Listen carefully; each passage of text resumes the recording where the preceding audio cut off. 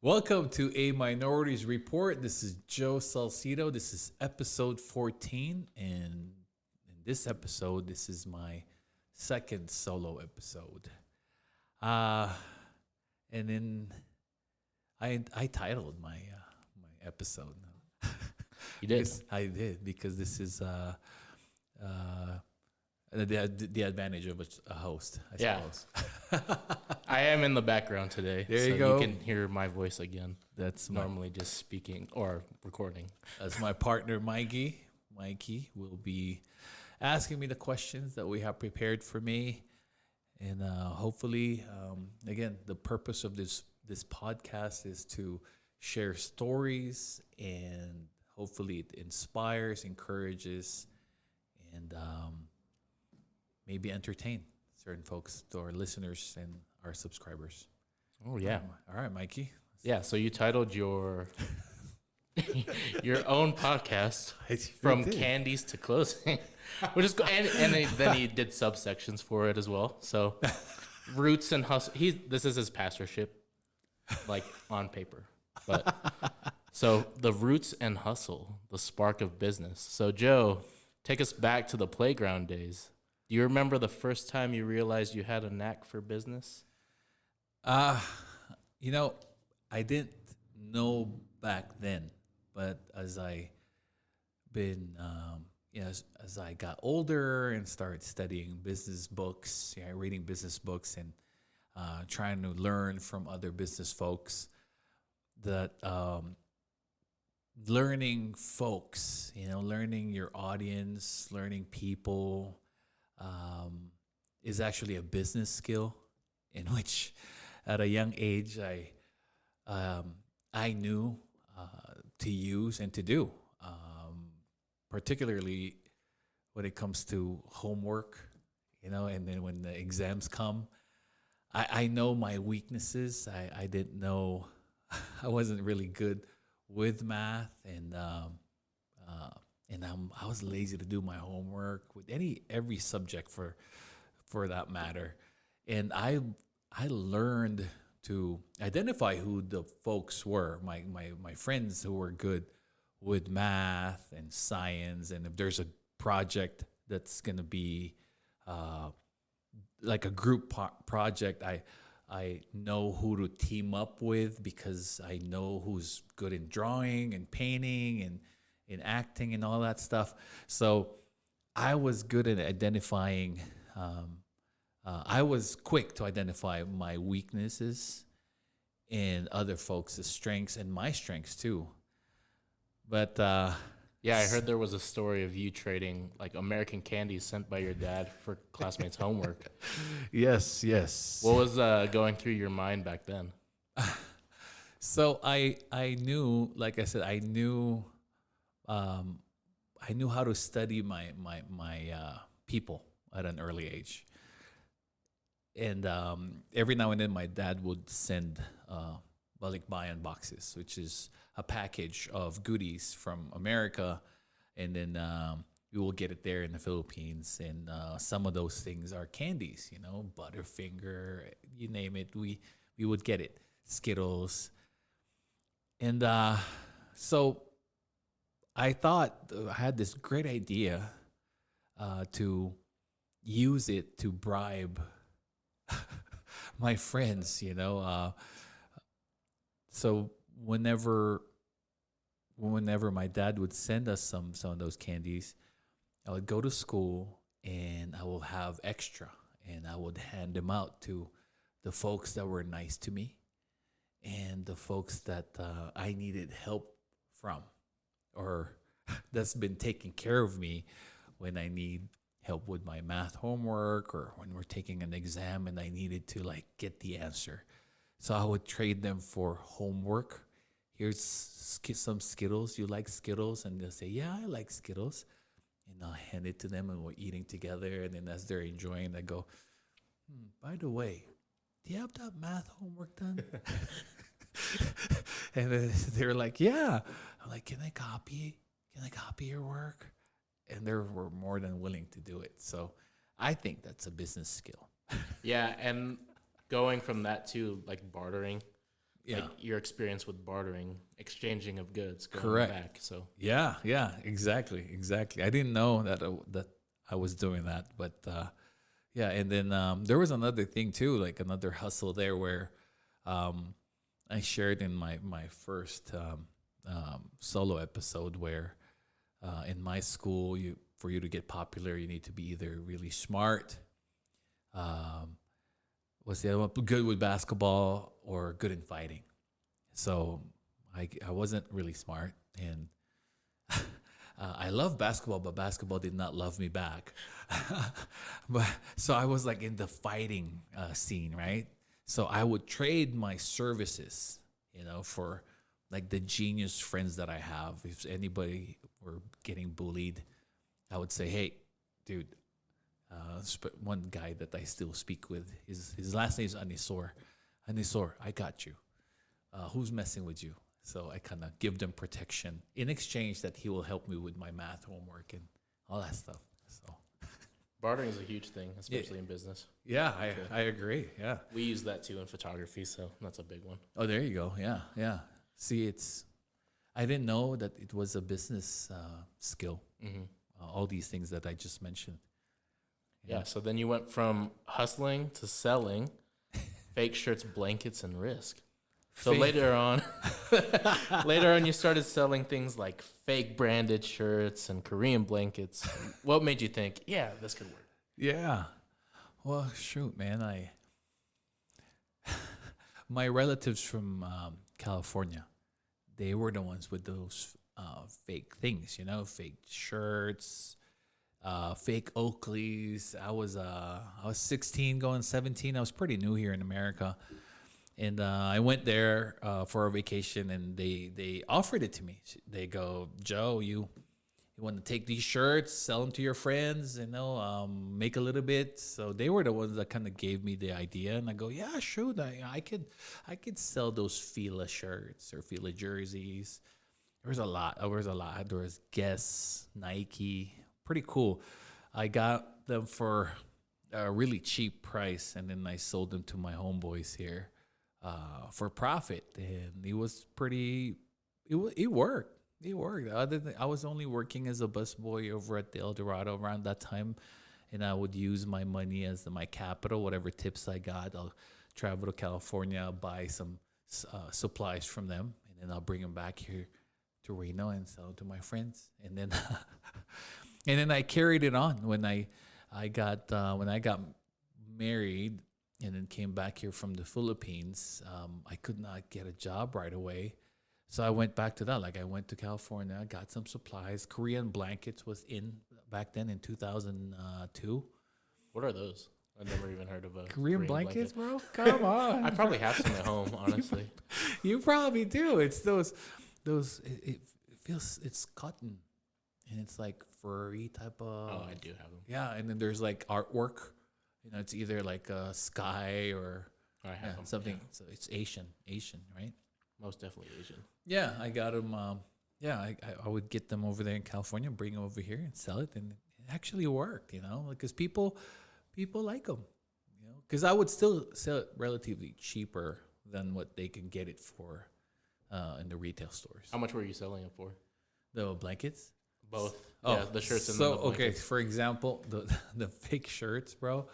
At first, my aunt and my uncle, they would only sell me the fake shirts for like $3, and they got it for $2. They said, or maybe $4. I forget 2, and then I would sell them for $8.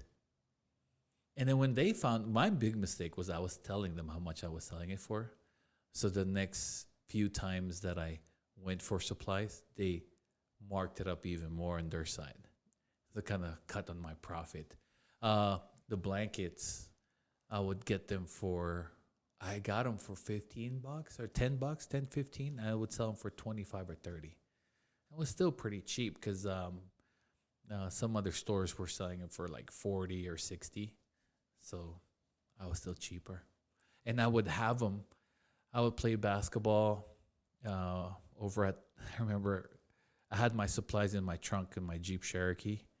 After playing basketball, I popped the trunk I called all of my buddies that played with me. I go, hey, come here. You want a shirt? You want? And then my Oakleys. I got some Oakley shades, fake ones, right? I got them for $10, and I sold them for like 18 or 20. Sometimes it depends if they negotiate. I give them a deal. They get two. I give them cheaper. There you go. Were you ever afraid of getting caught or judged? How did you handle the risk, or was it just part of the grind? Dude, I think I was more concerned about being judged than getting caught. I feel like there's no way I was gonna get caught because Slick with it. I was slick, man. No, but I felt like I think I was a lot more concerned about being judged, like, because during my time, being a businessman or like a salesman wasn't sexy. I don't know if it's sexy now. Actually, it seems like it is because I see it like it's pretty dominant in the social media world right now. But before, it's being a salesman was you were seen like it's similar to like what their notion is of a car salesman, which is not honest. They're just trying to be friends with you because they want to make the sale or whatever, right? So I was more concerned about being judged than getting caught, and it was part of the grind. I needed the money. I need the money, so I need to make the sale. And I have good products. I got some nice shirts, nice jerseys. Nice. In air quotes. Right.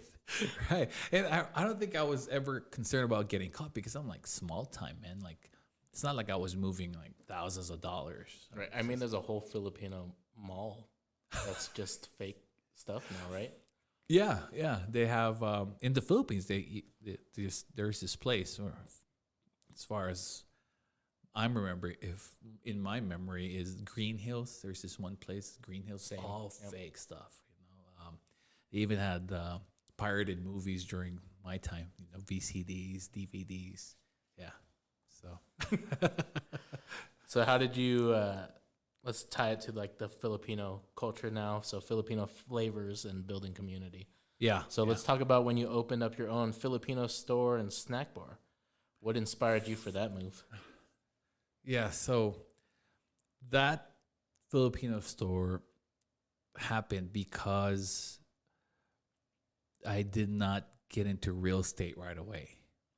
I went to real estate school, and then I had a setback, and it was this one place, which was a coffee shop at that time over by Arlington, 218 Arlington Avenue.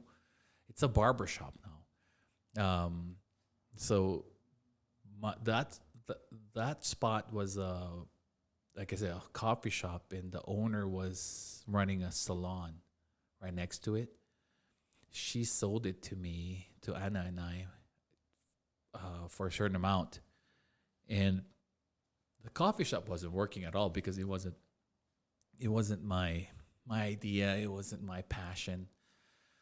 So I said, what if I just open a Filipino store here in downtown? So I did. But then I didn't have the money to really have that many inventory. So I also incorporated, somebody threw it out. Somebody said that idea. It wasn't mine originally. They said, you should just make halo there or sell some cooked food. And that's what happened. I start making halo, and Filipinos that were going to church at the Catholic church there by Arlington, the St. Thomas Aquinas Church. Once they get out of church, they'll come and see me and get some halo. And I did what Becky was saying when they used to run the Manila Hong Kong. They would call people. So when I started my Filipino store, I was calling people. I was telling them, hey, I'm going to have some fried fish here later around 5, or some dinuguan, or anything that I'm going to have prepared. My dad and my mom were helping me. Anna would cook the fish, and I would sell them. And the halo too, I will make them. And after 5, they kind of not be with the After Department of hours. Health. Yeah. Is that the corner store like across from the Catholic Church? So it's by the El Cortez Hotel. Oh, okay. So it's actually, yeah, it's at the El Cortez Hotel. The corner store during my time was a flower shop. So it's my spot was near more of the timeshare building, which is right next to the El Cortez Hotel. So yeah, I have that tiny spot there, man. It was $625 a month. Had no parking. It was like metered parking. It was hard, but I made it work. It was and I was pregnant with my son back then, and it worked. I was a lot of my friends were coming, and I made some new friends. That's where I met Dr. Iko, and then they were. Yeah, so I was getting busy. I got really busy. I was making money for about my first 4 or 5 months. And everybody was saying, you should open a restaurant. You should open a restaurant. And then my neighbor, who was Vietnamese restaurant at that time, they were seeing us busy because there was a hallway, and their kids were also buying stuff from my store. And some of the snacks I was selling, the halo halo, and they offered the restaurant to us if we wanted to buy it. Now, my big mistake is that I should have kept it as a Vietnamese restaurant. This was back in 2003, but I wanted to bring out the Filipino restaurant. I want the Filipino food to be. I wanted to share it here in Reno. Right. Yeah. So what did like the Halo Halo snack bar and then opening up your restaurant teach you about like customer service and culture? I mean, there's like two different cultures, right? So the Filipino culture and then implementation to the American culture. Yeah. So there's a lot of lessons there. What I learned about our culture, both from my Filipino store and the restaurant, and now my real estate business, is that our culture likes discount. They're always gonna haggle for the price. And what I've also learned, and this is probably for all cultures, but there are people that will always look for something that you don't have. And it's not because they need what you don't have. It's just they want to make you know that you're not complete, And, you could take that in a positive light where you say like, oh, that was a constructive criticism. But, man, I remember this one customer over there by in my small Filipino store. She would walk in there, right? And she would look at all the stuff I'm selling. And then she'll say, oh, wala ka nung, like say, oh, you don't have the, and then I'm like, oh, I'm writing it down, po. I'm going to write it down and I'm going to have it ready for you the next time you come back. I'm sorry. Is that, you really need that one? And then another look in the other aisle, like, oh, you don't have the, I'm just writing it down. And then, you know what? When I finally got it, she never came back. She never really needed it. Maybe she bought one. I don't know. But you can't please everyone is the lesson that I've learned for both cultures. And through the American culture, what I learned at an early stage there, at least the young Reno, right? The young Reno Americans, they weren't really first educated about what Filipino food was, so I can't really blame them.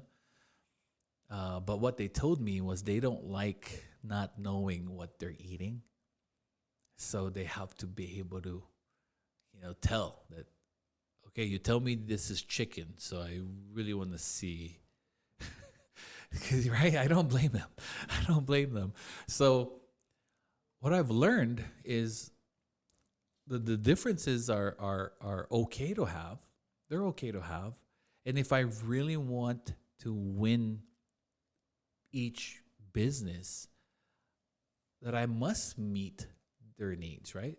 I must meet their needs. So I think um, being in the service industry earlier on, which was I was a bus person and a back waiter for a little bit, was it's always that. It's like, how can I help you? What do you need? What can I get you? It's always that, and then you get a better tip because you're attending to what their requests are, and they was pretty attentive doing that. So I brought that all the way to my real estate business, and those are the things I've learned. Yeah. Sorry to take you away from the video. But real quick, if you have been enjoying the show, if something made you laugh, think, or say, man, that's real talk, like, follow, and subscribe to A Minorities Report. And don't just keep it to yourself. Leave a review and drop a comment. Let me know what hit home for you and what you want more of. Or just say hi. I promise I try to read every comment. I try to read every comment. Your support helps more people find these stories and keeps the conversations going. So go ahead, hit that follow button, leave a comment, and keep writing with us. More people with real stories and conversations that matter. Now let's get back to the video. So the unexpected twist and colorblind and layoff. What a title for. Yeah, what this. point are we in? So 1, Point 2, four. 3, point 4. We're at point 4. That's All a right. 2-point sermon again. If you go to If you go, turn to the book up. So you were working at the airport before jumping into real estate, right? yeah. Can you share what happened with the color test, why it didn't work out, everything else with the... Yeah. So this is, I really think this is one of the best disappointments. It's pretty ironic, right? This is one of the best disappointments I ever had in my life. And I hope that for some certain people there that are going through certain disappointments right now, that may seem to be like, oh my gosh, this is the end of the world. It might not be, because that's what I thought with this. So I was working at the airport as an airport security guy. It was back when it was still private. In 2000, at the end of 2003, I think, or the beginning of 2003. Was this before or after your restaurant business? This is before my restaurant. So I was with Olympic Security in 2002. Yeah, 2002. And Anna, my wife, and I were planning of buying a property over at the Stead area. Mariner Cove, Turtle Creek was the subdivision. Yeah, man, it was so cheap, Mikey. The houses there, which is 400,000 houses right now, you could choose from 84,000 to, like, the biggest was like 135,000. So, yeah, Anna and I were like, yeah, we're gonna buy a house. We didn't have any kids yet. This is a great investment. So we put in our earnest money deposit, $500. Yeah, that's plenty for me. And then, the announcement came where they said, hey, the government is gonna be turning airport security federal. It's gonna become federal. So our supervisor was telling us, you're gonna have to, if you want to maintain it, you're gonna have to take the test and everything. You will have first priority to become the TSA now. But I had one problem. I was colorblind. No, I'm colorblind. Still are. I still am colorblind. We tried to correct that. I know, no, it didn't work. Those glasses, fake. At least for me. So there was a test, a lot of tests that I took. Well, it was a full day, man, and I did really well until there's this test called D14 Farnsworth color test. So before the day of the exam, my wife was, her and I knew that there was going to be a color test. And we're like, babe, we're screwed if I don't pass this. So she thought she would be able to reverse me being colorblind. She had my room at that time looked like a kindergarten room. You know, there was like red. There's like a piece of paper. She colored it red, and it says red, green. Because my color, I'm the worst kind of colorblind. I can't see shades of red and green. So she had those like colors all over the walls. So it didn't work. my my vision, I want to share this. My vision was like 1620. I could see as little as the graph or the you know the test with the letter big E, right? I could see as small as the 16th stage. So the lady was like, "Oh my gosh, you're like Superman." And I'm like, "Ah, thank you," you know. And then she goes, oddly enough, man, the last test was the color test. So it's like colored tubes that you can start from either dark going light or light going dark. You have to sequence the caps. There's 14 caps, and there's a tube. So the lady goes, "All right, this is your last test, and you're gonna be home free." They rented certain rooms at Circus at that time. So she put in the first cap, right? She goes, "You're gonna start from there. So if it's dark, you're gonna have to go lighter, dark, or dark, lighter." Dude, if you're colorblind, all those caps look the same. And I was doing this. God. And I'm praying at the same time because I was a new believer at that time. I became a Christian in 2001, and this was 2002. And I was like, man, I was on fire with God, right? And I was like, "Oh, my Lord, please help me. Let me see the color." And there's like nothing, dude. It's like nothing. It's the same shade. I always wondered before I really accepted that that I'm colorblind. I always wondered why the green light is called green light, because it looked white to me, just like this light right now. That's how it looks to me, the green light. It's fluorescent. So I'm driving. I'm like, why do they call it green light, dude? It's like white. But anyway, going back. So she started, right? And everything looks the same. So I'm just doing what I would do with my math test before. You didn't barter her. No, I couldn't. I was like, I should have. Now that you brought it up, I could have traded some services there. And I'm like buying a house, right? I'm buying a house. And if I get laid off, I won't get approved for, my loan will fail. So I just started guessing which one's closest, and I gave it to her. All right, I'm done. She was watching me, actually, that first time. So she looked at me and she goes, "Watch me. I'm going to check your test." She flips the tube, Mikey, and the sequence is right there. So first number was 14. So you just have to go 13, 12, 11, right? So she was marking the paper wherever the starting mark is, and then whoop, it was out of sequence, obviously, right? Then she goes, "Okay, pour, takes out most of the caps." She goes, "Shh, do it again." She gets up her chair, walks straight to the window, walks to the window and looks outside and crosses her arms. And dude, that was the cheater of cheaters, man. I was like, "Oh, shucks. She's letting me cheat." See, there's the catch, though. I'm already a Christian. And I prayed about it. Before I got there. I was praying while I was there. And I'm like, "Oh, gosh, I could do this, There's so much on the line here. I'm trying to buy a house. I need a job, right? I can't afford to. I'm already married, man. I can't be unemployed, dude." So I prayed. I go, "Lord, if this is your will for me, it will happen. I want your will in my life. I'm done pushing what I want for me, because I've done that most of my life, From time to time, honestly, maybe I still push it that way. But during that time, I was clear, man. I want God's will. So I didn't cheat.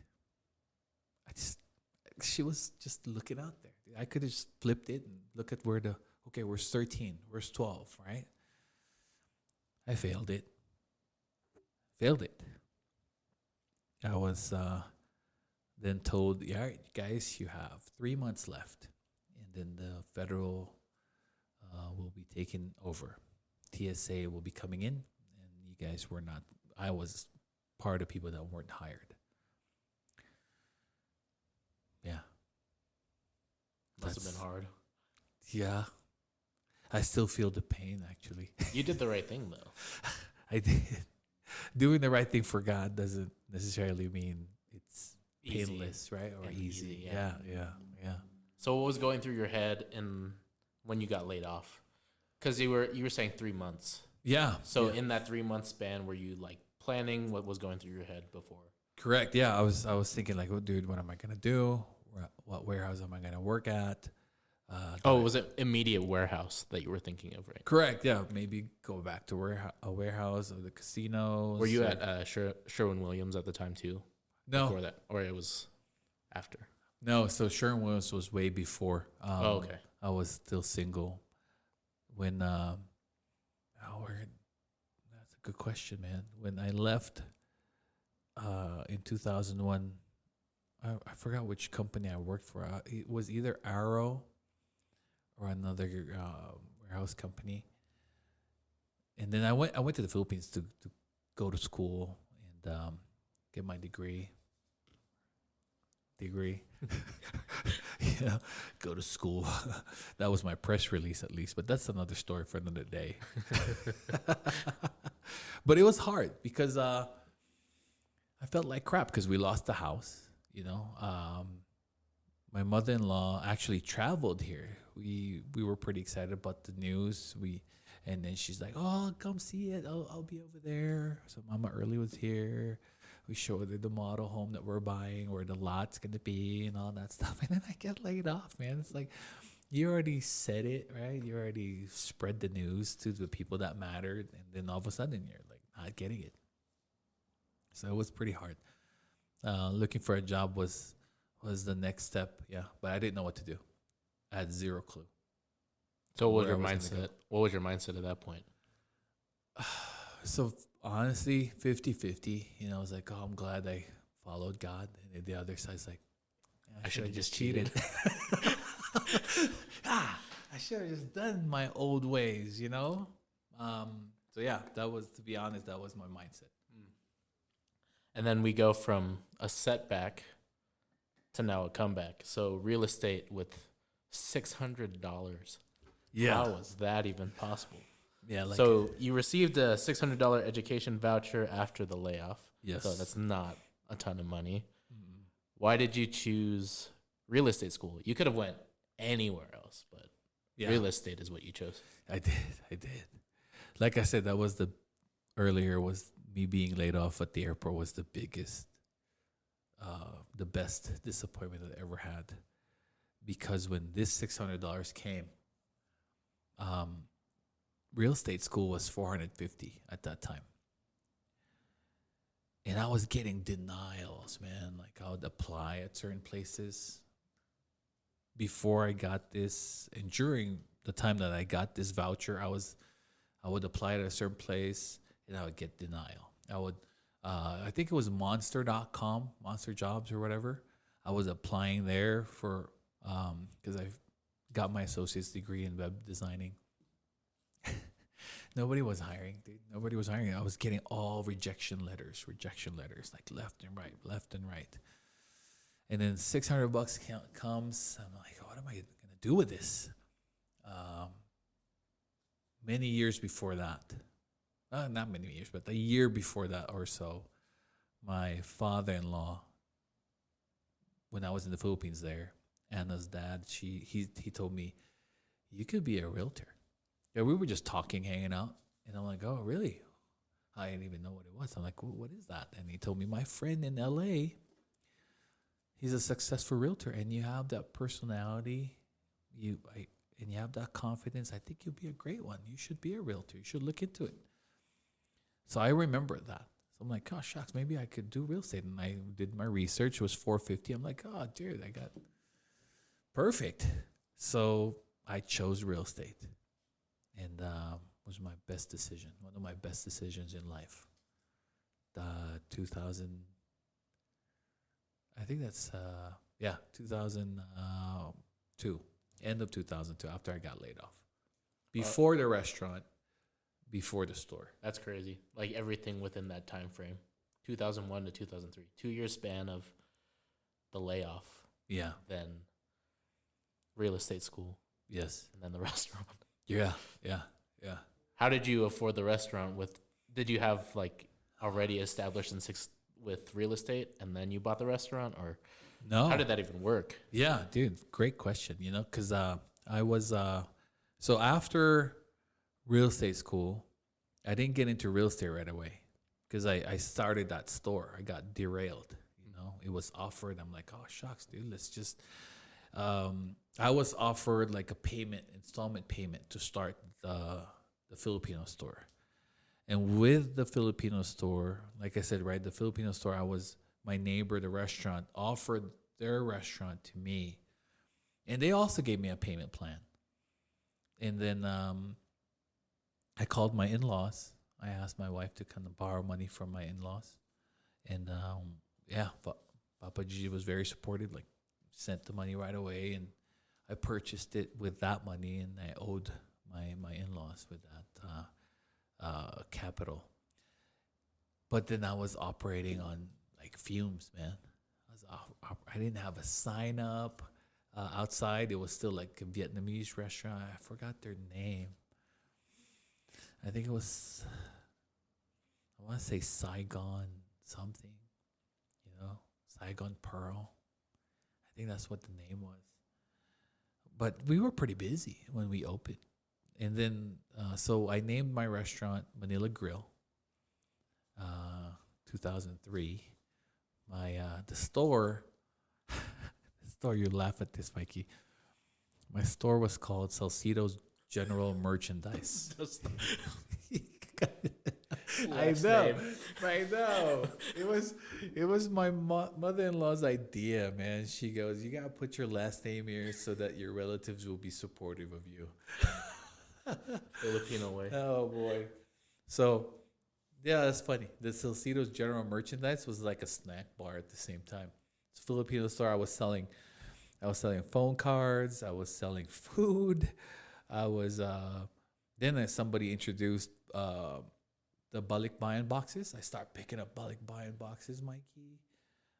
20%. I was getting 20% of whatever the shipment was. I also had remittance. So people would come to the store, send money, and I'll transfer. And I was selling plane tickets there too. Doing everything pretty much. I was doing pretty much everything. And then TFC was a satellite. And I was selling those units. And then I started trying to install them. Didn't know how to install them. I didn't know how to use a compass. Right? Stupid, dude. But so yeah, that's the story. And then when I went to the restaurant, Anna was the chef, man. Before my in-laws came to help, Anna was the chef or the cook. I was in the front. I was doing cashier.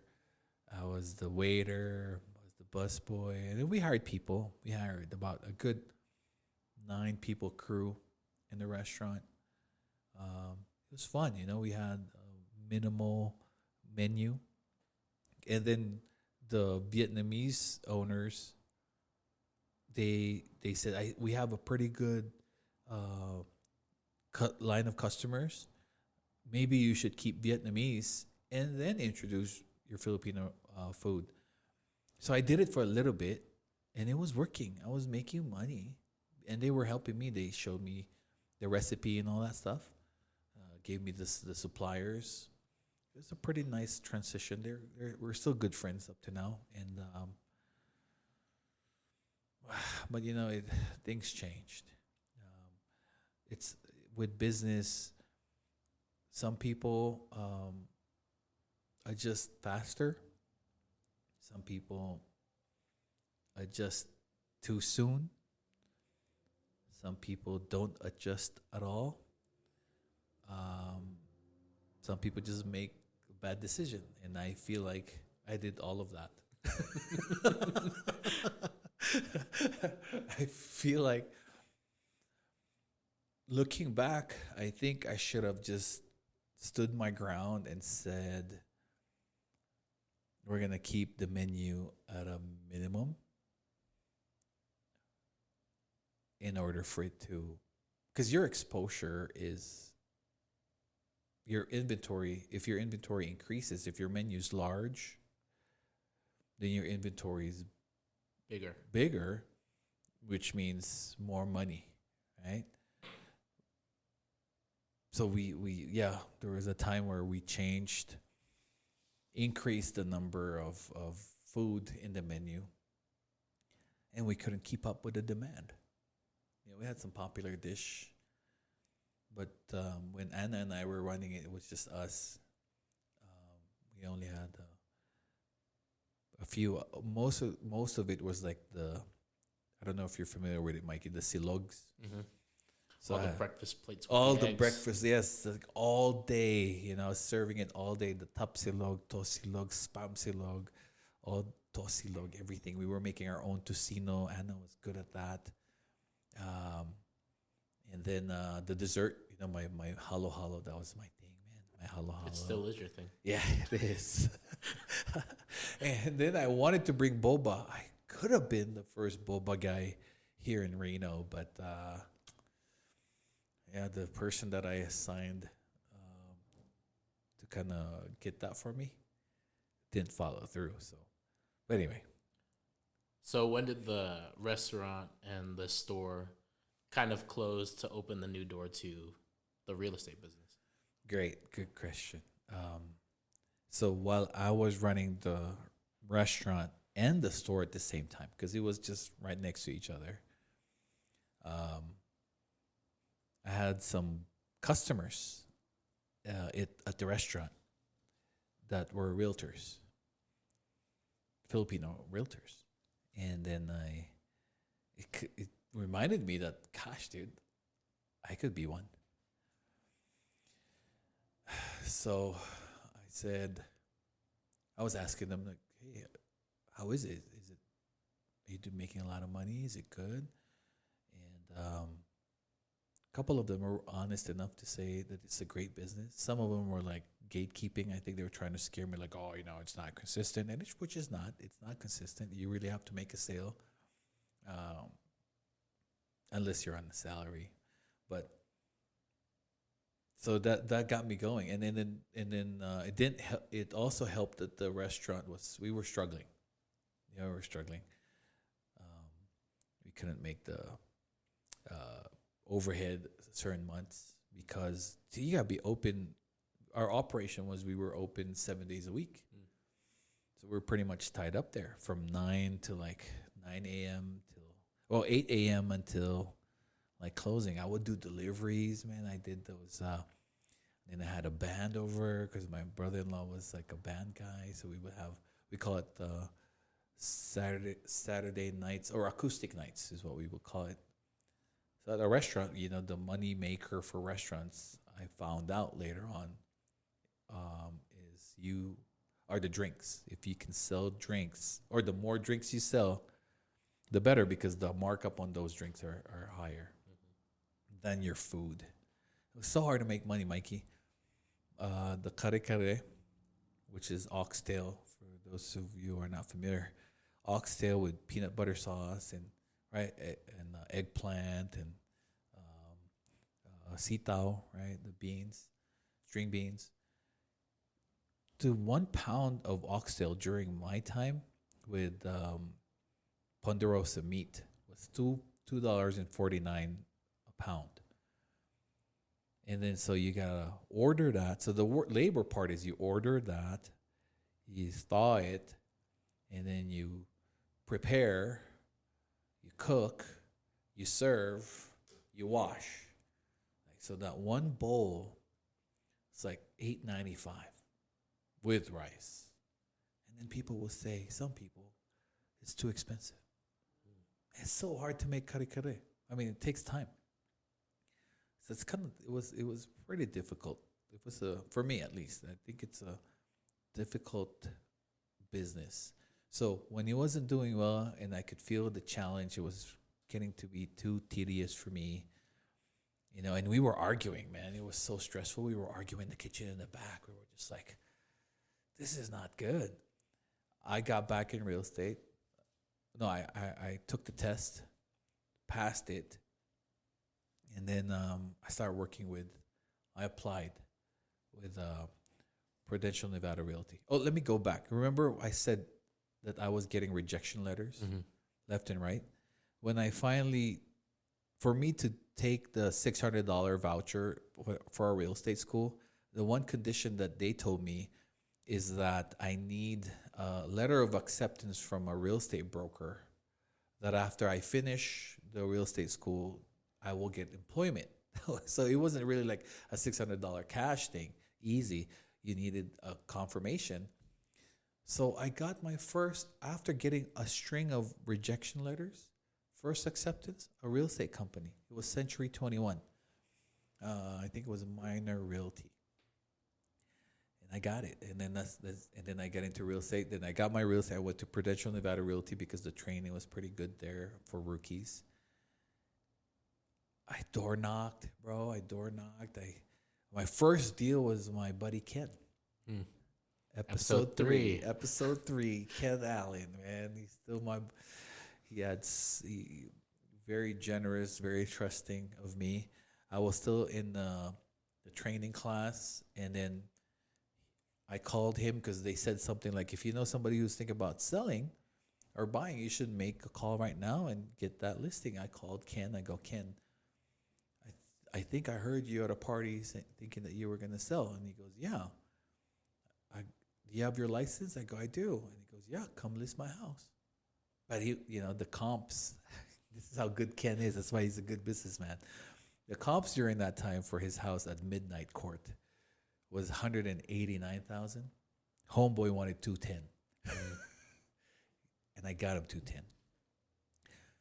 And I sold it even before I got to put the sign there, because that's when the market was really popping. So before I got done with my real estate training in that real estate class that I was in, or the training class that I was in, I already got a listing, had it pending, and then by the time I was done, I got my first closing. So you were in class when that happened? Oh yeah, heck yeah. And dude, I was paid, right? I was paid, and then I was thinking to myself, like, this is easy money compared to the money that I'm not making at the store, not making at the restaurant. And then one of the parts of the training was like, do door knocking. I got another client from my restaurant.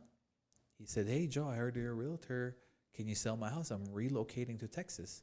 I go, sure. And then, so I listed his house, and then I door knocked, because that's what they said, door knock. Once you get a listing, go door knock. Tell them that you're listing that property. So that's what I did. And then, dude, like the next day, I sold it. Like somebody wrote an offer, it's pending. I door knocked again. And because of that, I got 3 more listings in that same neighborhood. So I was feeling good. Pretty good. I was feeling pretty good of the decision. And that's when I said, I think we should sell the restaurant. I think I'm done, I think it's time to change careers, But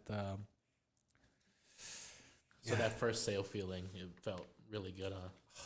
Dude, felt really, really good, because it was just a matter of me having a friend who had a house to sell, right?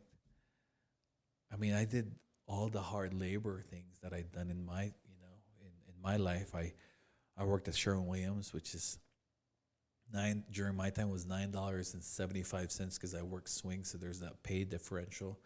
I think Jem worked in the mornings. I got the $9.75, 50 cents more. But dude, you would work your tail off. They will work your tail off. It had so much overtime. And man, those 5-gallon pails, bro, you gotta lift it, put it in your pallet, 24 of that, stack it up, all 8 hours. Then they'll say, when you're ready to go home, they'll say, mandatory overtime. You're not going anywhere. So I had that. And as a busboy, it was hard too, as a busboy, because you're like the bottom of the totem pole. Nobody respects you. They respect the waiter, not the busboy. They will call you busboy. Come here, get my plate, or get me some Coke. And just you make the less money. There was one time I worked double shift, Mikey. August night, hot August nights. They asked us to work double shift, so 16 hours. The waitress paid me $8 for my tips, and I worked my tail off. And I complained about it, but I guess they have the final say. So yeah, real estate. When I got my check from my closing, 210,000 sale, but Ken negotiated the commission, of course. He bought a brand new home. I wasn't included in that one, but on the sale, man, I got the check. I'm like, wow, this is pretty cool. It got me going, and then I got. I remember the next guy was named. His name's John. I got John's listing, sold it. Then I got Stacy, sold it. All within. That was pretty hot in my first. I want to say first 3 months. I think I sold 6. Because the Stacy ended up buying another property, Lorna Lane. She bought that, and I had another listing at Kendall Creek over there by Sparks. Those townhouses there. It wasn't easy though. There was bankruptcy going on. The builder went bankrupt, so FHA loans were not getting approved. So I was like thrown into like easy then to very difficult. But yeah, it's been fun, man. Since I've been doing that since 2003. So you've been in the business for how long now? What's the math there? 22 years? 23 to 25? 22 years. 22 years. I've been there for 22 years. Been doing it for 22 years. I love it. Very challenging when, just like with anything, right? If everything's going good, then everything's peachy, then there's no problem. But then when challenges arise, I think it's worth it. Some clients are easier than some, and some clients are extra harder than the others. But money wise, it's great, and I think for my set of skills, I think it's the perfect business for me. I love people. I love talking. I love not being stuck in a cubicle. You know what I mean? I love going out when the sun is up, and yeah, my car is my office. It is. Yeah, your reels. See your reels now. That's right. I'm always taking selfies while I'm driving, because somebody told me you gotta do more pictures. All right. How has the business changed from 2003 to now? Like with the advancements of technology, socials, a lot of the younger generation getting into real estate. So how does that affect your business as like one of the OGs in Reno? Oh, OGs meaning old guy, right? Yeah. Yes. 100%. So no, he's not that old. The first challenge is I don't know. For me, I only use social media to stay in touch with my friends who are overseas. That's what it was before. Correct, right? MySpace and Friendster. MySpace, yeah. It was never. I never really liked sharing my life out there for people that I don't know. I mean, before social media, you have to be very close to someone, or at least invited to their home for you to see their photo album. Like, oh, hey, here's when we got married. Here's a picture of my parents, right? This is when I was young, right? Now it's like everybody. Well, I guess it depends on your privacy settings there, but So this change for business, to answer your question, is that um, some people learn faster. I said that earlier, right? Some Mm-hmm. people learn longer. It takes longer for them to learn. It's not that I didn't know that the business was heading over to, like, advertising and real estate business was heading over to social media. I was trying to fight it because I didn't like it. I was hoping, I guess, that it will not require me to post my closings, um, like tell people of my business, because I feel like sometimes might come across as you're bragging. But the studies show, and in the background, I was really studying it. If you're not prominent in the social media realm, whatever business you're in, um, people are not seeing you, so people might think that you're not knowledgeable, or they might even think you're no longer in the business, which is the worst thing. I don't know which is worse, but for me, they're both bad. So I had to really bite the bullet. I don't know how long I've been doing it for 2 years, but that's one of the biggest changes is the social media aspect of advertising and marketing, because you can make someone look like they know what they're doing because they have great editing and they chose the right song. It made people feel right, you know. They have the nice graphics, and it doesn't mean they are the right agent for you. It might not also mean that they are not the right agent for you.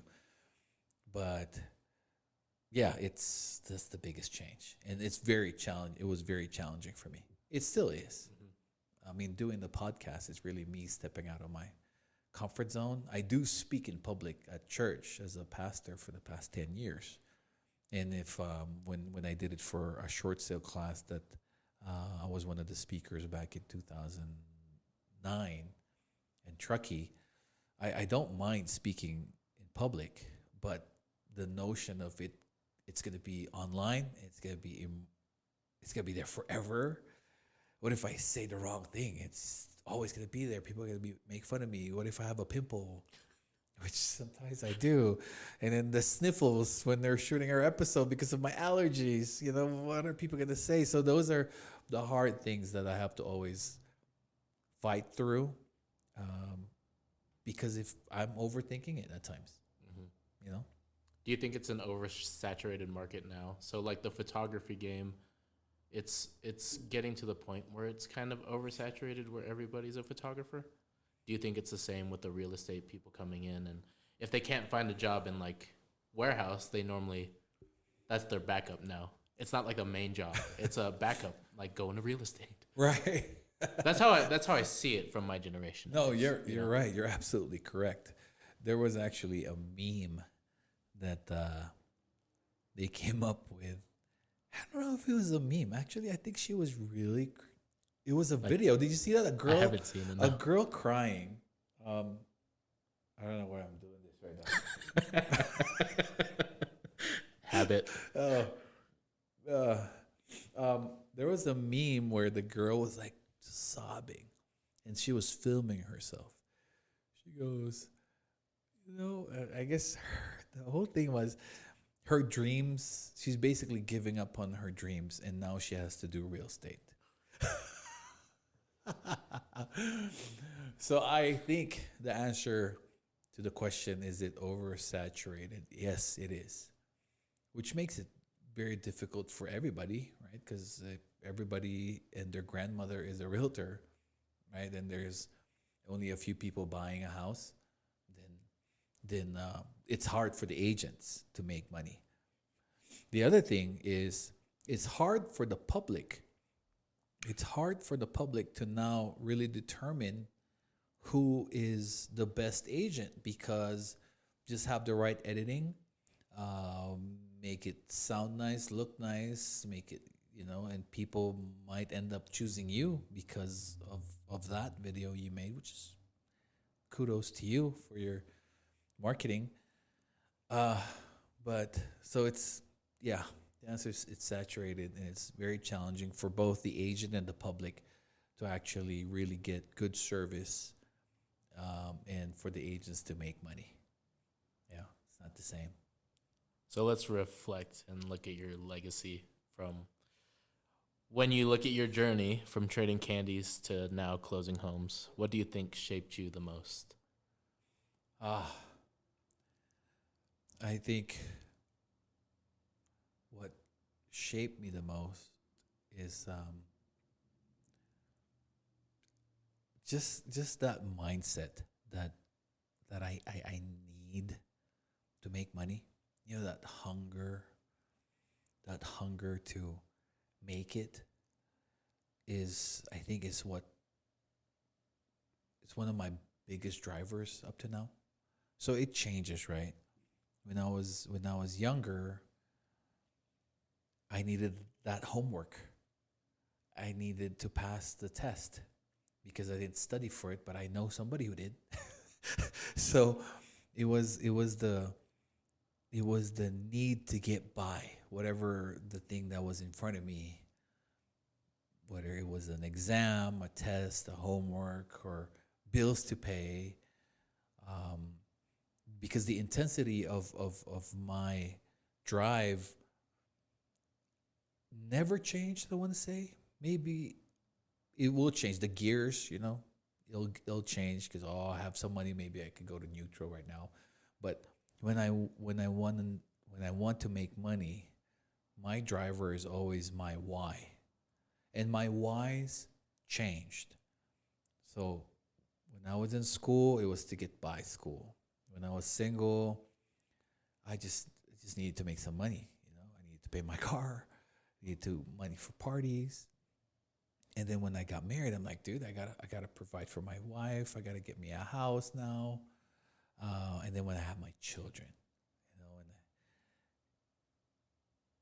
and I believe up to now, it's partially it's my children still, and then now it's going back to I need to provide for my retirement and my wife's retirement, and just in case God takes me before my wife, I want to make sure that she would have, some financial backing from me.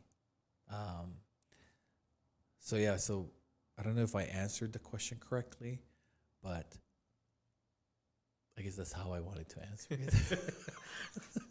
How do you go back from that?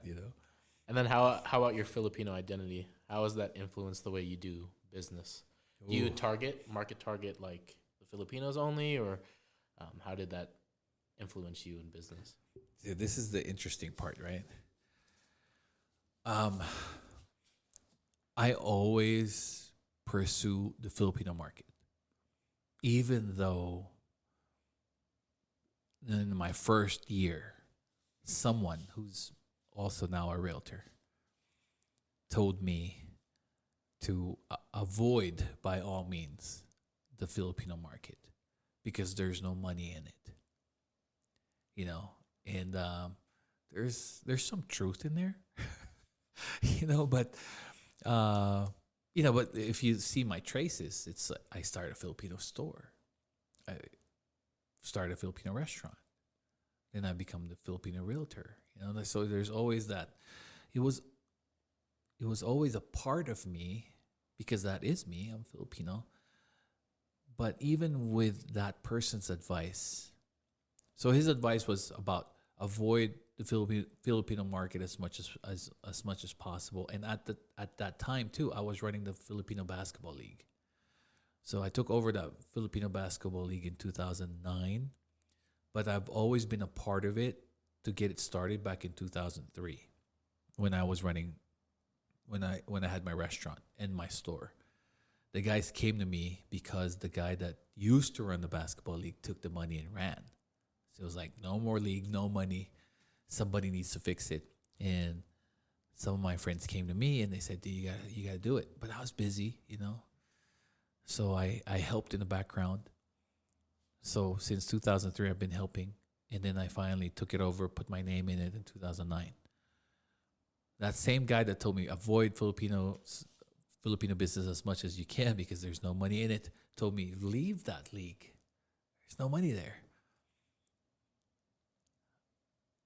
And oddly enough, like this, the past 2 days, I've been asked again. Actually, it's on last week. Asked again to kind of help some of my friends that works at Tesla to run a basket, like to kind of get it organized for them. And I'm doing it, And I think the legacy that I kind of want to have, or the influence that the Filipino, my Filipino identity, how it has influenced me, is that you cannot turn away or run away from who you are, you know. And I think there's some magic in there because it's challenging. I mean, I'm a pastor of a majority, mostly Filipino people, right? Well, the Filipino churches, but we're open to everybody. Save it for the next one. You're right. But I can't and I don't want to. It's not that I want to as well. But of course, when these arguments come, like you should market yourself to, people with money, better credit, and all that stuff. I'm not saying Filipinos don't have credit, but because there's also that negative part, I have to say it, I guess, the crab mentality, that we don't support our own. We'd rather go and give our business to another nationality rather than our own because we always question our own, like, oh, he's not honest. They really don't know. But there are those who would rather work with Filipinos. And for me, on the helping part, I love doing it. I love being part of our culture here in Reno Sparks. That's why the start of a Minorities Report podcast. Like I want to feature the Filipino Americans that have success stories, to share with others because I feel like there's a need for it. There's a lot of us who have great stories of success, struggle that could be very inspiring and encouraging for others. So, did I answer that correctly again? I guess it works. And then lastly, to close, what advice would you give to other immigrants or minorities who feel like the odds are stacked against them?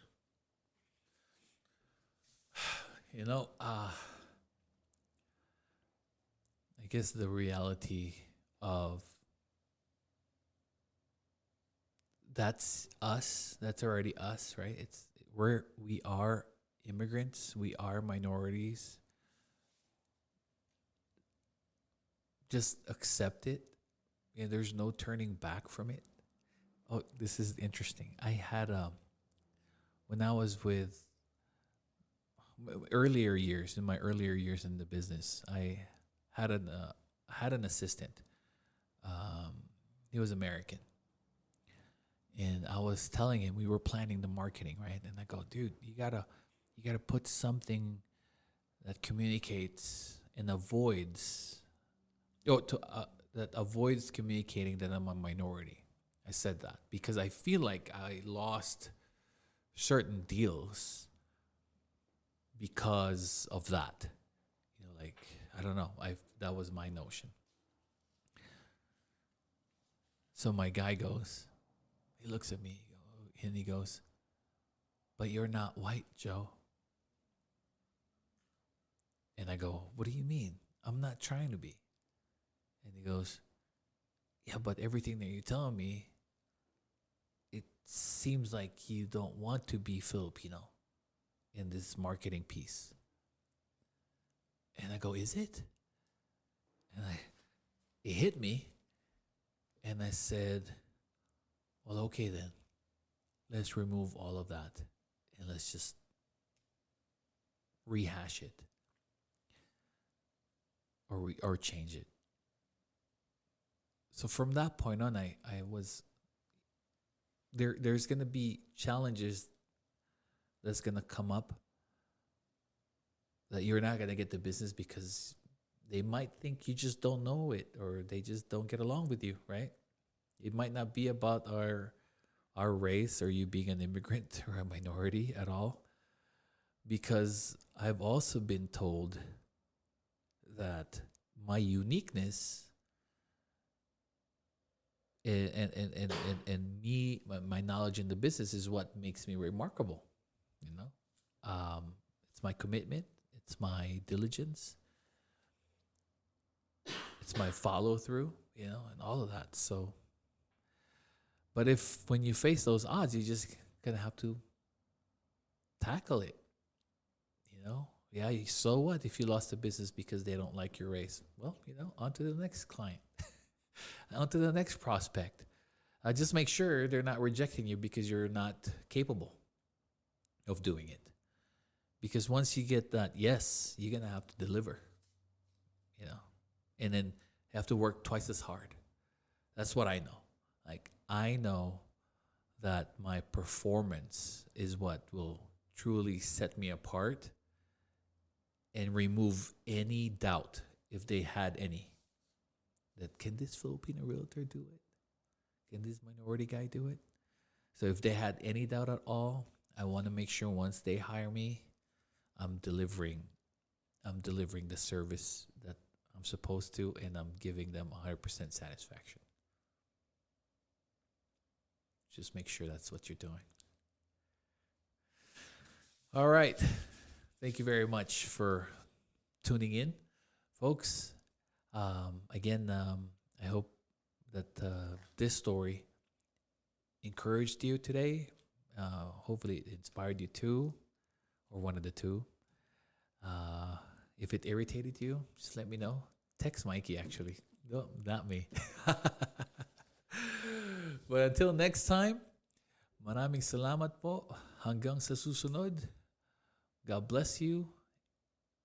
And I'll see you next time.